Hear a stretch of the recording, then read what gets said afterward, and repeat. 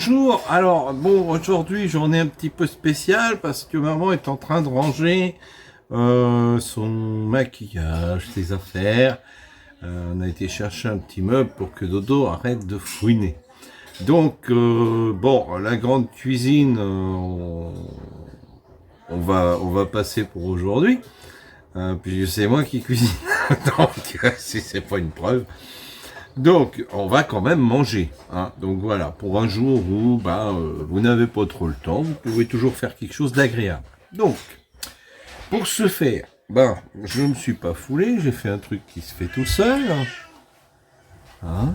J'ai fait du riz. Voilà. Et là, je m'aperçois que ma perche m'embête. Voilà. Donc, j'ai une idée globale. Voyons voir. Donc on a mis ça. Voilà. Donc oui, on est tous pareils, on n'a pas toujours le temps de cuisiner beaucoup. Donc, on peut imaginer qu'il nous reste des choses dans le frigo ou qu'il nous reste des choses tout court. Voilà. Donc là, on voit déjà un petit peu mieux voilà. Donc c'est une petite marmite Moulinex dont on se sert surtout pour faire cuire le riz, hein, voilà. Et des fois des petits plats mijotés, des choses comme ça. Voilà, donc là j'ai fait du riz dans lequel j'ai réincorporé quelques légumes, un petit peu de restant de bouillon de légumes. Et voilà, donc là mon riz est quasiment cuit et en fin de cuisson, j'ajoute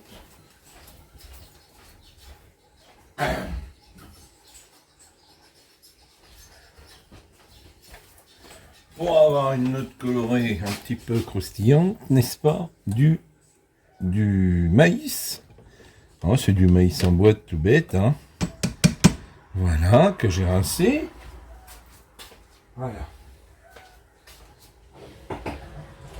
Et donc comme ça va avoir la bonne idée de me mélanger et de m'aérer un peu tout ça et de me maintenir au chaud le riz, de me porter une température sympa le riz. Bon, ce que je vais faire, je vais pas bousiller l'intérieur de ma marmite pour vous faire ça.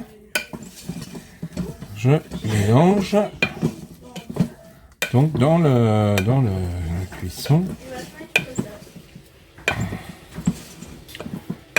largement assez cuit mon riz, le maïs, voilà.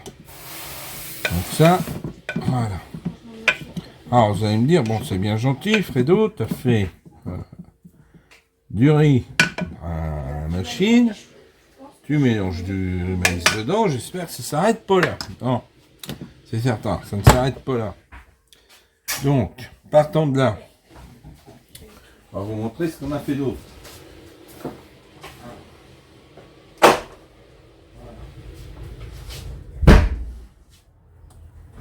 Donc, voilà, si vous avez un reste par exemple de bœuf cuit, voilà, vous faites un effiloché comme ça, hein, c'est juste le temps de le faire.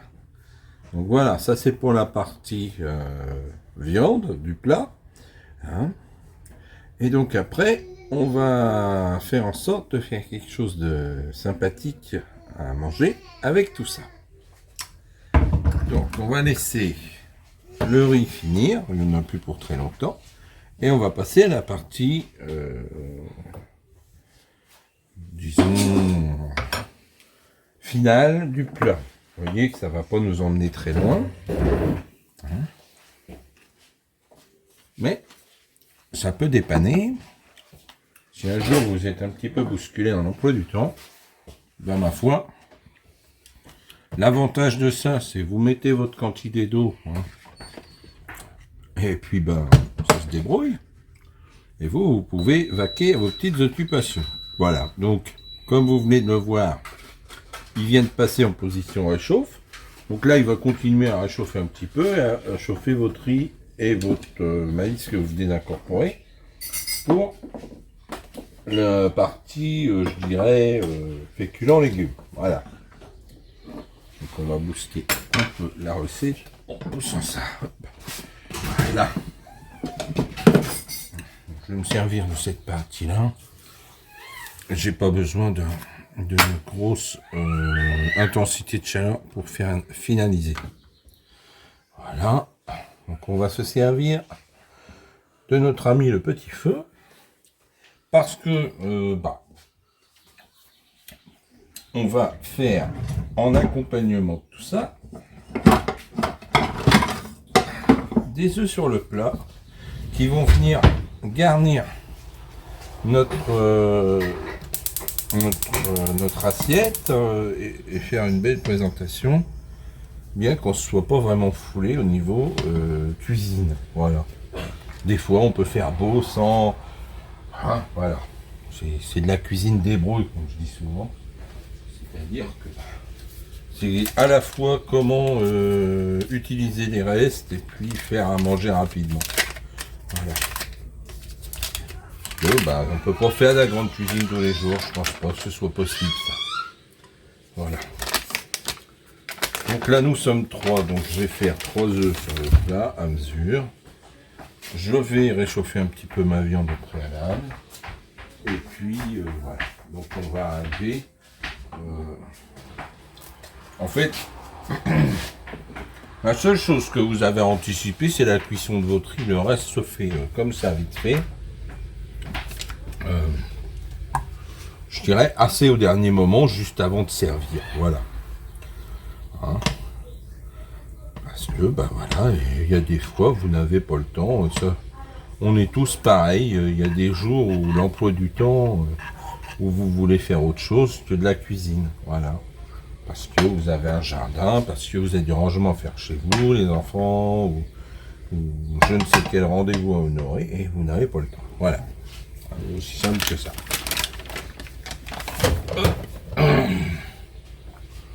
Voilà. Donc je vais laisser ça chauffer gentiment. L'idée là pour l'instant est juste de réchauffer mon bœuf effiloché. Voilà. Donc ça, moi je le fais à fourchette, d'autres le font.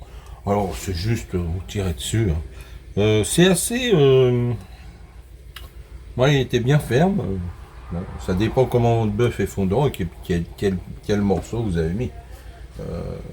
Si c'est des morceaux un petit peu récalcitrants comme j'avais là, faut déjà tirer dessus. Mais bon, ça fait...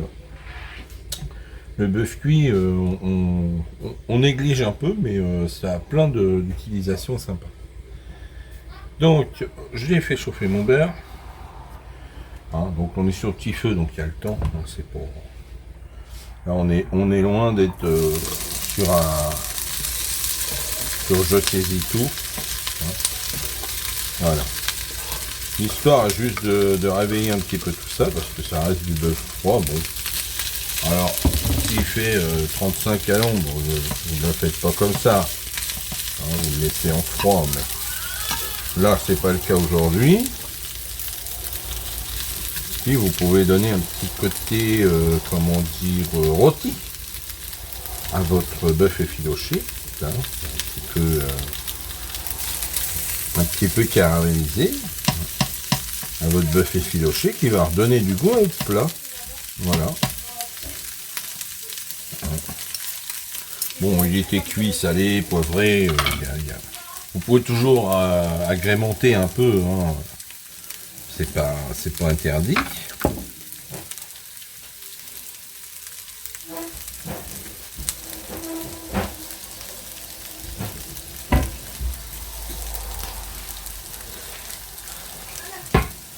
Donc là, tout simplement, il n'y a pas besoin de beaucoup le... Voilà, hein, voyez, vous avez tout de suite une petite teinte qui se fait très très rapidement. Voilà.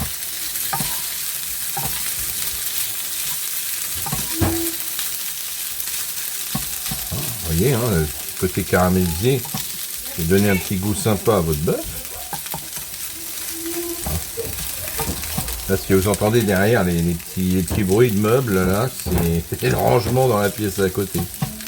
Voilà. Je suis en train d'expliquer aux gens que les bruits qu'ils entendent, c'est pas qu'on déménage. C'est juste qu'on range un petit peu. Merde, quel truc à dodo.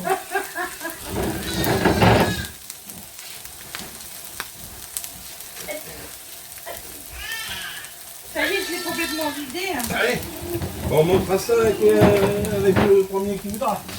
Ouais. Alors, Après, bah, peut-être même avec Awena, si elle veut aider tout à l'heure. c'est quoi? De monter le meuble. Quand j'aurai fini mon rangement. Voilà.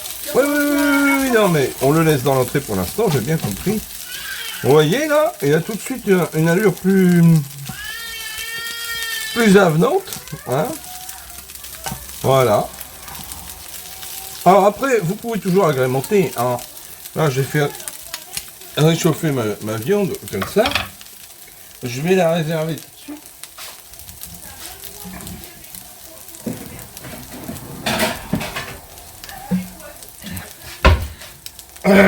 Excusez-moi.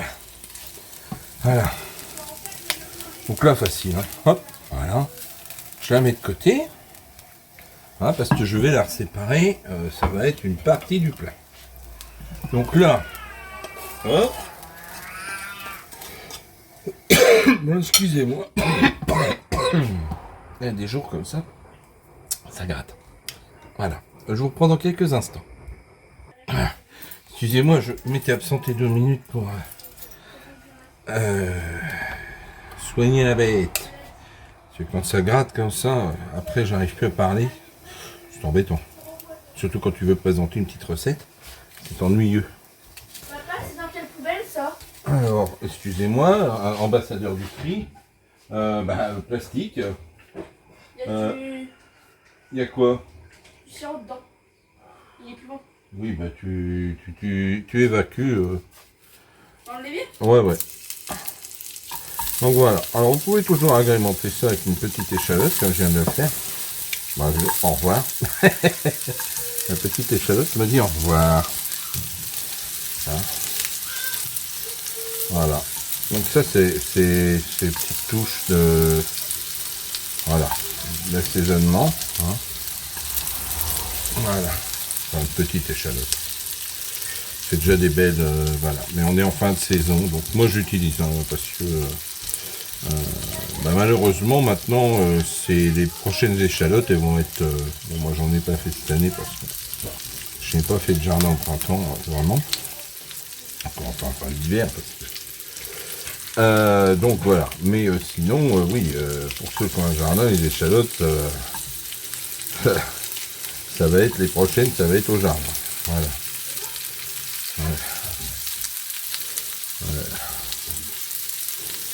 Ouais, avec mon.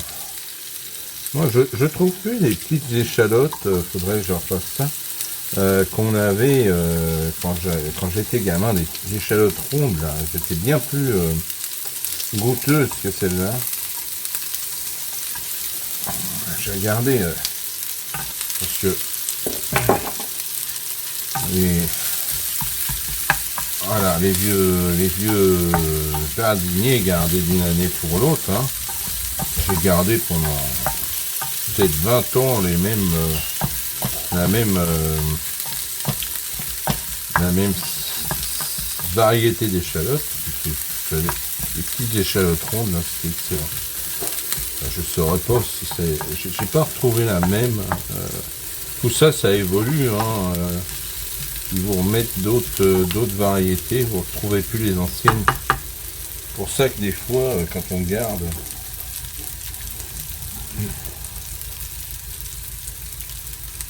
c'est pas mal aussi de faire un peu conservatoire. Donc là, on va considérer que c'est celui. Voilà. Donc pareil, on réserve.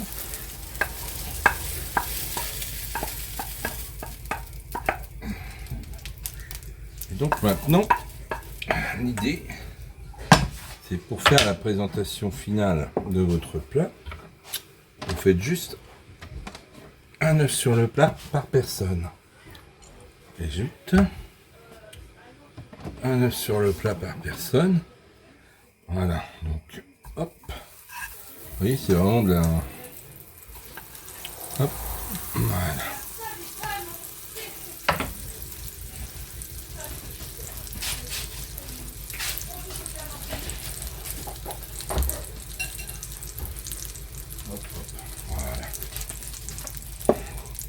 Un ou deux, hein, ça dépend de votre appétit.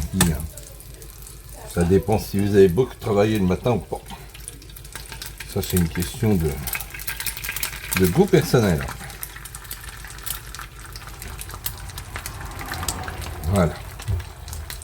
Donc moi, j'aime bien séparer le jaune. Je trouve que vous avez beaucoup plus de facilité à faire un jaune coulant avec un œuf séparé comme ça. Je trouve que de le mettre directement, c'est compliqué. Ça vous empêche de faire gratiner votre blanc. Bah, après, c'est des... Voilà, les œufs, c'est des goûts perso. Voilà. Donc moi, j'aime bien sel aux herbes, les choses comme ça, qui va vous booster un peu le truc. Voire même un petit peu de persillade comme ça, ou des choses comme ça, sur le blanc. Voilà. Donc moi j'aime bien le laisser bien cuire. Voilà. Et ensuite ajouter le jaune.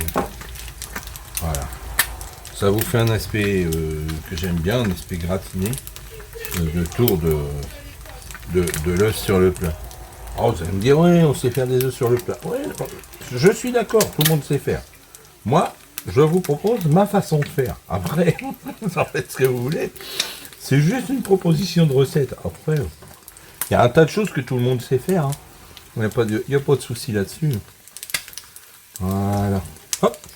Ce qui vous permet d'avoir un jaune bien centré, vous allez voir, pour la présentation. Ça. Il y en a même, alors on peut faire comme chez McDo, hein. Après on peut mettre un cercle, hein, on peut... Voilà. Bon, moi j'aime bien comme ça. Voilà.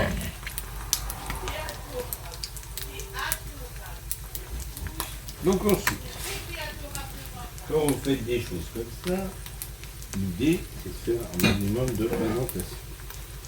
Je veux bien dire un minimum. C'est juste pour manger ce midi.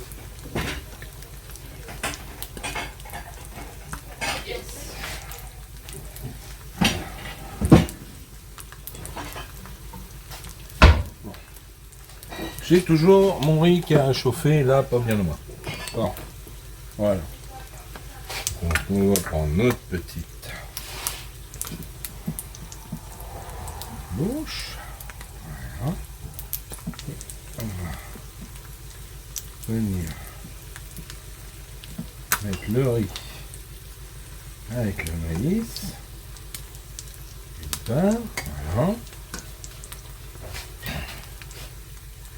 Et d'autre part, voilà, donc ça vous donne ça déjà comme présentation, un petit peu coloré. C'est l'avantage du...